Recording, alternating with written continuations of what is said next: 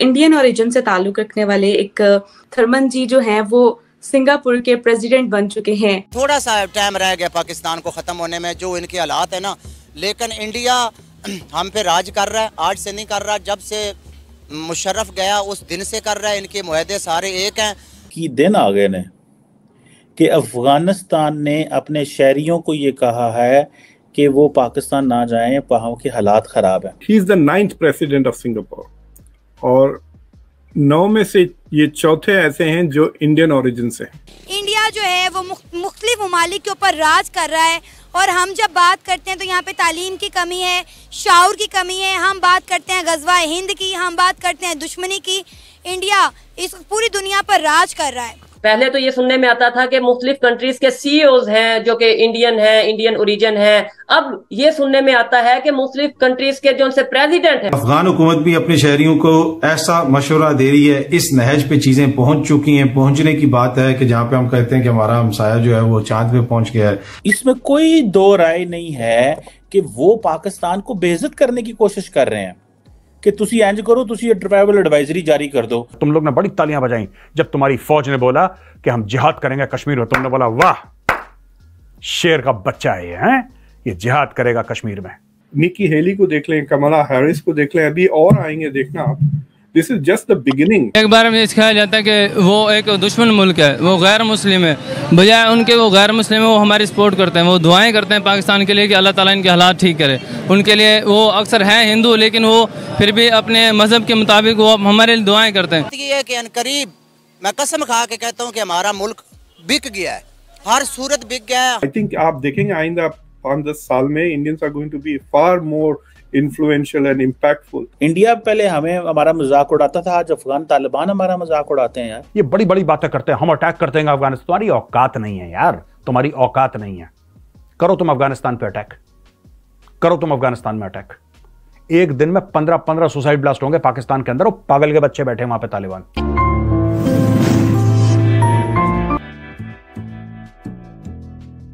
अब क्वेश्चन है, देखो गल किथे आ गई है। गल इतने आ गई है कि तालिबान अफगान से जो हैं वो पाकिस्तान में रुल रहे हैं पाकिस्तान के अंदर। वो अफगानिस्तान से पाकिस्तान आना चाहते हैं, हम पकड़ के उनको जेलों में डालते हैं, वापस जाओ। वो कह रहे हैं कि पाकिस्तान ना जाओ। वो बेसिकली ट्रैवल एडवाइजरी नहीं जारी कर रहे, वो विजिट कर रहे हैं पाकिस्तान को। इसमें कोई दो राय नहीं है कि वो पाकिस्तान को बेइज्जत करने की कोशिश कर रहे हैं कि तुसी इंज करो, तुसी ये ट्रैवल एडवाइजरी जारी कर दो। और भाई अफगानी तो पाकिस्तान के बॉर्डर पे बैठे हैं, वो जो अंदर आना चाहते हैं उनको पता है यहाँ पे मजदूरी भी मिलेगी, रोजगार भी मिलेगा, हॉस्पिटल भी मिलेगा, सारा कुछ मिलेगा, जिंदगी की हर चीज पाकिस्तान में मिल जाएगी। वो तो अफगानिस्तान से निकलना चाहते हैं और ये अफगान हुकूमत कह रही है वहां ना चाहिए कि वहाँ हालात बड़े खराब हैं। अब अफगानिस्तान के फॉरेन ऑफिस ने ये, अच्छा अमेरिका, बरतानिया, कनाडा, ये ममालिक जो हैं ये ट्रैवल एडवाइजरी इशू करें तो हमें समझ आती है जी, क्योंकि इनके SOPs हैं, इनकी हुकूमतें इनको कहती हैं और फिर इनके जो टूरिस्ट आते हैं यहाँ पे उनको इस इलाके का समझ नहीं है, वो यहाँ पे ट्रैवल कर रहे हैं, वो पहली दफ़ा जा रहे हैं इलाकों में।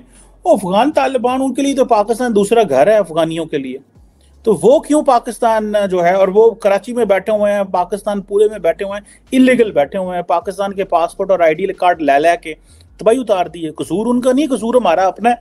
हमें बड़ा नशा चढ़ा हुआ था कि हम सारे मुसलमान दुनिया के इकट्ठे हो जाएंगे। बहुत बड़ी खबर है कि इंडियन ओरिजिन से ताल्लुक रखने वाले एक और जो है वो पर्सन, थरमन नाम है जिनका, थरमन जी जो हैं वो सिंगापुर के प्रेसिडेंट बन चुके हैं।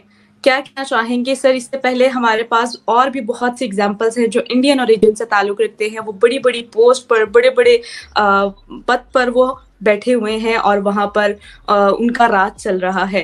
क्या कहना चाहेंगे? इस बार प्रेसिडेंट जो है वो इंडियन ओरिजिन से ताल्लुक रखते हैं, क्या कहेंगे आप?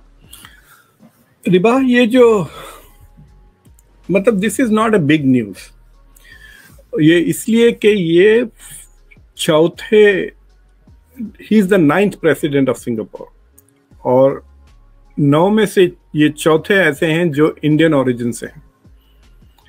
तो सिंगापुर का जो 10% पॉपुलेशन है वो इंडियन है, 10%, और 15% उसका मलय है और यानी जो मलेशिया के है और बाकी के सारे चाइनीज़ एथनिसिटी से ताल्लुक़ रखते हैं। तो मेजॉरिटी चाइनीज़ की है सिंगापुर में। सिंगापुर दुनिया का एक वन ऑफ द रिचेस्ट मुल्क बोल सकते हैं आप, इजीली इन द टॉप 3-4 अगर आप पर कैपिटा इनकम, और द बेस्ट गवर्न कंट्री है, गुड गवर्नेंस में उसका रैंक नंबर 1 है। वो एक किस्म से डेमोक्रेसी है, मतलब इंडिया बरतानिया जैसे टाइप ऑफ डेमोक्रेसी है, लेकिन it's not a liberal democracy, यानी सिविल राइट्स पे उतना ज़्यादा तवज्जो नहीं है, फ्रीडम ऑफ स्पीच की ज़्यादा आज़ादी भी नहीं है वहाँ पर। तो ये साहब जो इनका नाम है Tharman Shanmugaratnam, basically of Tamil origin से हैं। तो ये काफ़ी मशहूर आदमी है, इनसे मेरी मुलाकात भी हो चुकी है चंद साल पहले। पहले ये कह सकते हैं कि सिंगापुर के चीफ इकोनॉमिस्ट कह सकते हैं आप इनको। So he is an economist by training. और सिंगापुर की जो मॉनेटरी पॉलिसी होती है, यानी जैसा अब आपके पास जो डॉलर की कीमत ऊपर नीचे जो शख्स डिसाइड करता है उसको मॉनेटरी पॉलिसी कहते हैं। तो वो जो मॉनेटरी पॉलिसीज हैं वो उसके इंचार्ज थे कई साल सिंगापुर में, फिर उसके बाद मेंबर ऑफ पार्लियामेंट बने, फिर डिप्टी प्राइम मिनिस्टर बने, और अब इलेक्शन जीत के आए हैं और 70% वोट उनको मिली है। आप अब इसको देख लें, विवेक रामास्वामी 38 ईयर्स का है, इज ए बिलियनर। उसने किताबें लिख दी हैं अमेरिकन पॉलिटिक्स के ऊपर, and he is exciting the whole country, at least the Republican side, और एंगेज कर रहा है। सो निकी हेली को देख लें, कमला हैरिस को देख लें, अभी और आएंगे देखना आप।